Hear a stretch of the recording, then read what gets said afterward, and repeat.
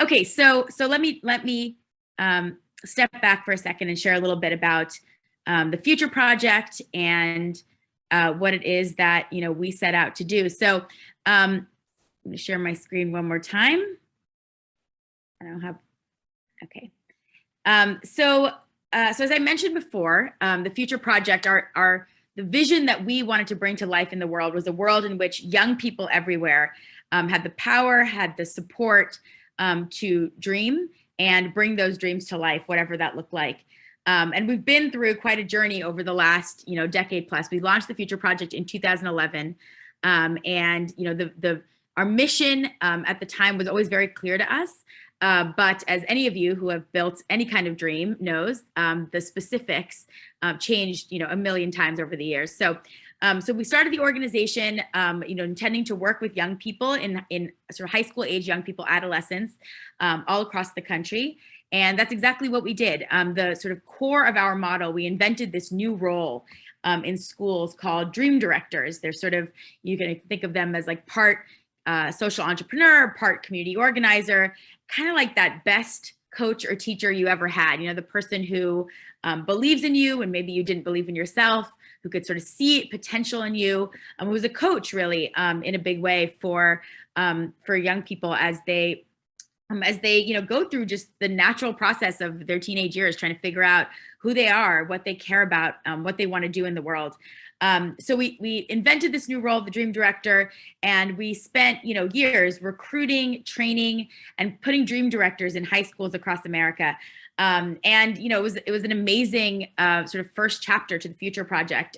We served more than 35,000 young people in high schools across the country. We built a team of more than 100 people, full-time staff members, located in 11 or 12 different cities.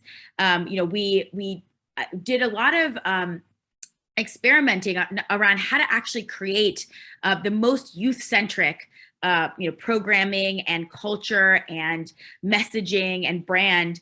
That was one thing that's always really important to us. There's a lot of organizations out there that serve young people, and we found that many of them, even some of the ones that do really good work, weren't really skilled at putting young people at the center and making the experience feel like, it wasn't a bunch of adults giving them something, but instead something that they were co-creating. So we worked really hard to bring young people into our team, into our culture, and train them to work alongside our staff members to build, test, launch programming for their peers. We raised a lot of money in that time. It was like $50 million over that that first sort of phase from some of the world's most well-known philanthropists and foundations, and built an amazing community. And the impact that we saw was obviously, to me, the most exciting part. We just had, as you can see on the right here, like 95% of our students were growing in, essential mindsets and skills correlated with thriving in life. That is not necessarily what school is designed, to bring out in a young person. That's a lot of why we started the organization, is that, we saw that, and by the way, teachers and school administrators really agree with this. This is not something that we discovered on our own, but that schools were designed, to get young people to learn sort of the same set of knowledge, and it just wasn't really designed to support the cultivation of leadership, of communication skills, of the things that, of entrepreneurial skills, of things that, we really need in the world we live in today. And so, we saw our young people growing in those mindsets and skills. We saw graduation rates growing up. We saw attendance rates growing up. We saw school culture improving. And years out, we were, able to talk to alumni, and they were saying that they were still living these sort of purposeful lives. And even in the moments that they weren't, they had the tools to sort of go back to that sense of purpose that, the dream directors should help them develop as they were growing up. So I say all this is all very braggy on purpose. Like, wow, it was such an amazing first, 7 or 8 years that we had for the organization. And that's because in 2019, I'm going to stop sharing my screen for a moment. In 2019, we had a really, really difficult time as an organization. We had a major funder that had given us tons of money pull out because he wanted us to take on a bunch of projects that weren't aligned, we believed, with our mission. And very quickly we went from well-funded and on this constant trajectory of growth to running out of money and really not in a and in hindsight, perhaps we could have anticipated it better, but the reality is that we didn't, and we found ourselves in a situation that felt like a crisis. With we were running out of resources, and we had, as I said, 100 something members on staff, so we had a $12-15 million a year budget. We had to come up with $500,000 every 2 weeks to pay our staff, and suddenly we found ourselves in a situation where a few weeks later we didn't know if we could do that. And that was a horrifying and scary experience, obviously. And I, as a leader, had to do sort of a very big trial by fire kind of scenario. Had to learn to both manage that kind of crisis and change, but also just do things that no leader ever wants to do, like do tons of layoffs and have to sit and explain to everybody how we didn't see this coming, and sort of deal with a really scary situation. And it was tough. And that was all happening right before, literally a few months before the entire world was thrown into a similarly uncertain and scary moment when the pandemic started. And so we found ourselves going into the pandemic actually a much, much smaller team, and really honestly off our games after this incredible period of growth and impact, and just we were so proud of so much that we had done. We found ourselves really at a moment of reinvention. And at first, everyone says when you're going through something hard, you're going to learn so much from this, and that intellectually, but you don't feel that emotionally. And actually, what was a maybe blessing is too strong a word, but one of the blessings for me and for us of the pandemic was that it forced a reinvention that maybe would have taken a lot longer. So I want to share a little bit with you about that, and how we approached it. So there were a couple of questions. So we found ourselves in a scenario like many other nonprofits where we overnight, all the dream directors that were still working on our team had to leave schools, obviously, because things were shut down. And again, we were much smaller team. We had much less money. We had also, if you imagine, we've been through, when you're a nonprofit, your business model is fundraising mostly. And so we had, as we were going through sort of their tough financial period, we went to all our donors. We had to explain to them what was going on. We felt very vulnerable at this moment going into the pandemic. And so we had this moment of forced reinvention, and we had to step back and ask ourselves some questions. One of the things I learned as a leader, especially, I was a year and a half out of college. My co-founder Andrew and I were a year and a half out of college when we started the Future Project. And so we were really young and really didn't know anything, and had to sort of learn it all as we went. And so we were, as you can imagine, really clinging to everything that we were very attached to what we were building. And so when things got tough, that made it all the more difficult to make the difficult decisions that you often have to make when you're dealing with a crisis. So one of the first questions that we asked ourselves as we were trying to think about, what is the future of our mission and our work look like, is what is sacred to us and what can we let go of? What do we have to let go of, honestly, in order to move into this next phase? And one thing that absolutely was sacred, was the fundamentals of the mission. We knew that the Future Project didn't exist if not to serve young people, if not to help young people develop passion and purpose, pursue their dreams, learn the skills and mindsets that they're not necessarily taught through traditional education. Those were the most sacred pieces of what we were doing. And there were a few elements of our culture that we thought were sacred, the idea of putting young people, our customers, at the center, the idea of creating a workplace in which we could feel a lot of the passion and joy and sense of purpose that we were trying to cultivate in our young people. But almost everything else, we realized as we really started to dig into it and force ourselves to let go a little bit, almost everything else, was up for grabs. Like we could really think about our approach in a different way. And one of the big things that, was really holding us back in our previous iteration was that, the model was extremely expensive. We had, it was very high impact as a result, but to have a full-time person in every school, that we worked with, made scale difficult and, made fundraising difficult because we were fundraising. We needed to fundraise for that person's salary, and the program cost year after year after year. It wasn't like, and that was because we believed, by the way, in what we were doing. We believed young people deserved and needed access to dream directors, to coaches. We didn't want them to be in the school for 2 years and leave, because part of this was offering them the ongoing experience. And many of you, know, and you're interested in leadership, and many of you are coaches, but that's not something you just necessarily do for a little while and stop. You want to give young people access to that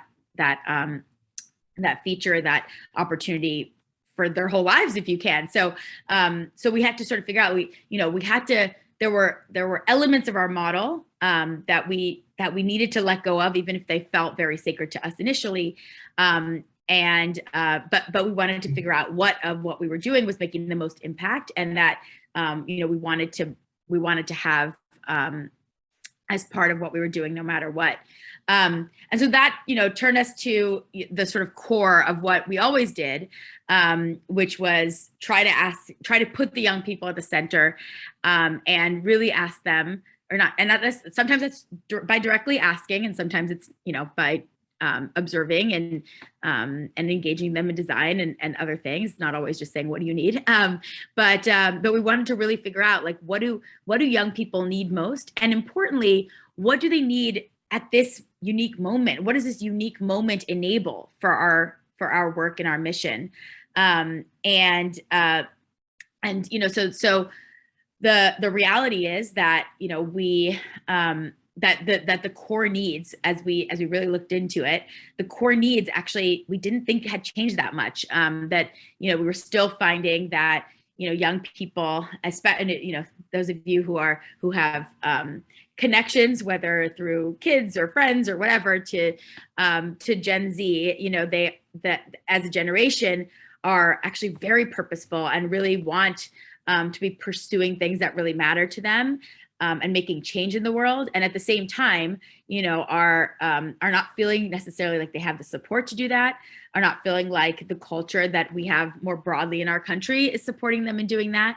So we found that some of the core needs that, back in 2012, when we started the organization, that we were building our model off of, were still very relevant. Like that, we wanted to give young people the support and the coaching that they needed to discover, their unique and personal gifts and strengths and passions and values. And we wanted to help them build the skills to, bring that to life in the world, whatever that looked like for them. But what was really interesting to us was that, the moment actually was really different. I'll stop sharing my screen again so I can look at you all. That the moment was really different. That, in 2011, the battle, it was a kind of an uphill battle to get people to get funders. As I said, not educators. They got it right away because this is what they do every day. But to get funders and others in the space, often to believe that that some of these skills, the leadership skills, the mindsets, were as important as interventions that helped improve your grades or succeed in the traditional school context, get into college. Our thing was not like, great, if you want to go to college, great, but we want you to know why you're going, because often young people will end up in college and drop out in a year or two because they don't really know why they're there, and they're not really there for a purpose. Or they'll go to college and get into tons and tons of debt when they were much, what their gift in the world would have really benefited from is, an internship or a vocational school or something else. So although that's sort of what we, so some of what we were up against when we started in 2011, what we found was that, fortunately and very unfortunately, the dire straits that the pandemic created for young people really brought to light to people who weren't normally thinking about this, the extreme mental health, challenges that young people are facing right now. Like, that's now such a, it's almost a normal topic of conversation when talking about the things that, the problems that exist in the United States right now. And 10 years ago, that was not the case. 10 years ago, we were talking, when we talked about schools, it was about school reform and teachers suck. And, it was like just a totally different conversation, most of which I think was not necessarily what, was the right approach to it. But now a lot more of the conversation is about how to actually get young people the support they need to live the best possible lives that they can. So that was one big change that we saw, was that the sort of zeitgeist, the interest, the understanding of the problem was evolving and getting sharper. The other big thing, surprising to no one, was the, incredible change in technology and in the way people use technology that happened over the last, 10, 11 years. When we started 2011, I guess we had like iPhones, but we were in a very different sort of state. Schools weren't really using technology in the same way. People were just starting to get smartphones, but they weren't as prolific as they are today. And people weren't using their phones or their computers actually in the way that we do now to do the kinds of things we're literally doing in this moment, to connect around ideas and to share ideas, to support each other. And they weren't using it for personal things. Like, a lot in the pandemic, a lot of people started using technology for therapy and for, connecting, for support. And absolutely, to the point that is in the chat right now, like, so much of the challenge with technology, the flip side, is that it brings a lot of stress and confusion and competing messages, to young people. And the endless scroll is not necessarily, what we want them to be doing. And, the reality is, when we started in 2011, a lot of why we wanted to work in schools was because young people spend, 8 hours a day at school every day. And the reality is that now that's true. And also, during that school day, and basically for every other waking moment, they're spending time on their phones, they're spending time on technology. And so we started to ask ourselves, because we were, almost ideologically opposed to doing anything technological. We're like, no, all that matters is in person. And that's not to say that we don't think that's true anymore. But again, what is it? Necessity is the mother of invention.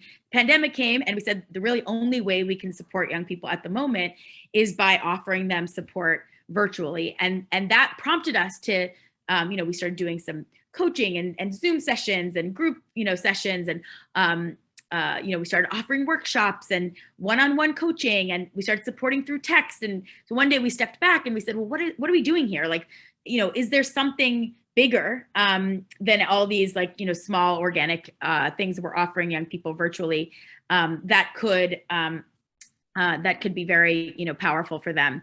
And so I just want to show you what it is. Let me just, hopefully this will work. I want to show you a quick 3-minute video of what we're building now, and then we'll wrap up. And if this doesn't work, I will simply send you the link and let you watch it. So this is where we're headed. This is very strange. Okay, I'm going to turn my video off again.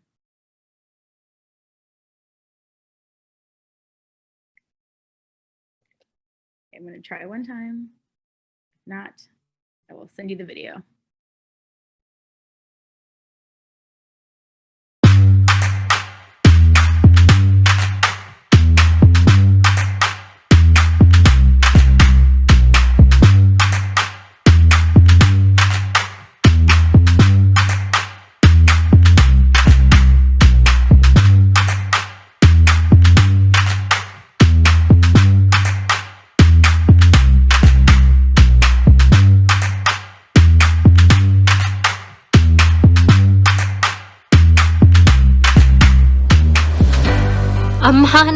Jess, welcome to the Future Coach community. You've taken a big step towards unlocking your fullest potential. We took a look at what you shared, and we have some personalized recommendations that I'd love to go over with you. Okay, let's get started.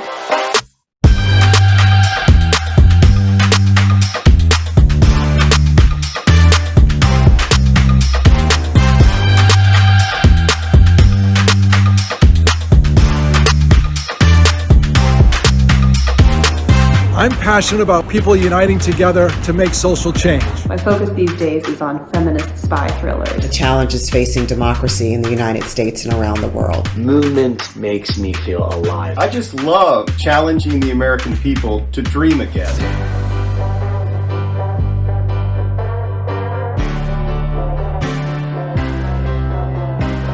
Hey, Future Coach community, Coach Christian Shabu here, and I'm going to show you how to identify your 5 core values. How to become the greatest version of yourself. How to monetize your passions. What it means to believe. Don't forget, put that on the calendar so it doesn't go away. Once you know who you want to be, Your purpose. you have a foundation to build the life that you want to live. Write that down.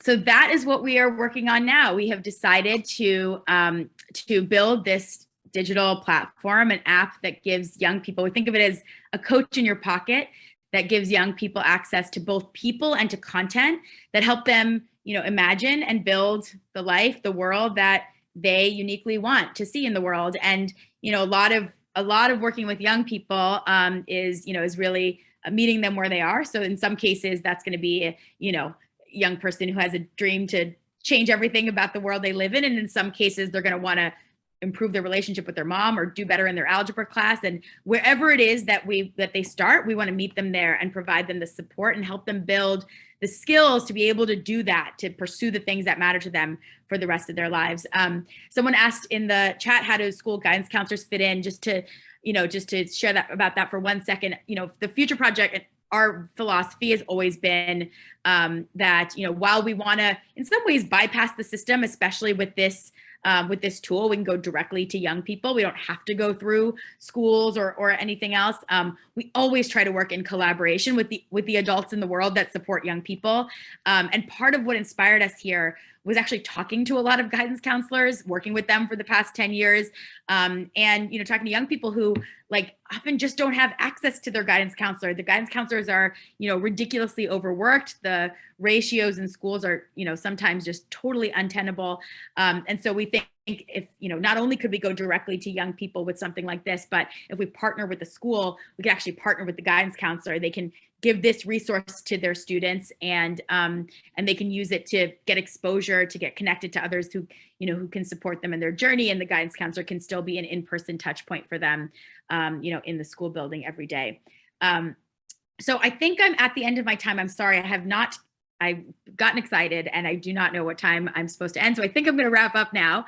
I'm going to, I'll share in the chat both the video I just showed, as well as the video I was going to show at the beginning, which is, just if you want some inspiration at some point today, you can just, watch some young people from across the country share their visions, their dreams. But I, just very grateful for the opportunity to share with you all. We and I'll put in the chat also my contact information.